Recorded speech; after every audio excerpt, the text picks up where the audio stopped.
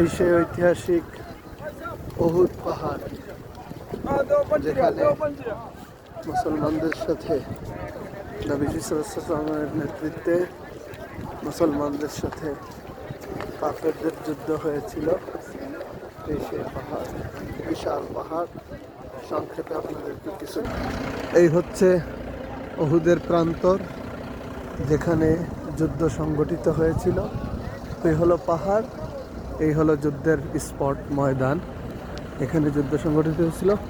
নবীজি কিছু সাহাবীকে যে পাহারার দায়িত্বে দিয়েছিলেন, ওই যে লোক দেখা যাচ্ছে চূড়ার উপরে, ওই পাহাড়ের উপরে তারা ছিলেন এবং ওনারা নেমে আসার পরে মূলত বিপর্যয় নেমে আসছিল।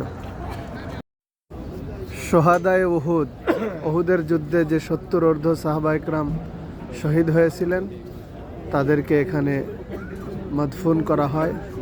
এই সেই কবরস্থান উহুদের প্রান্তে।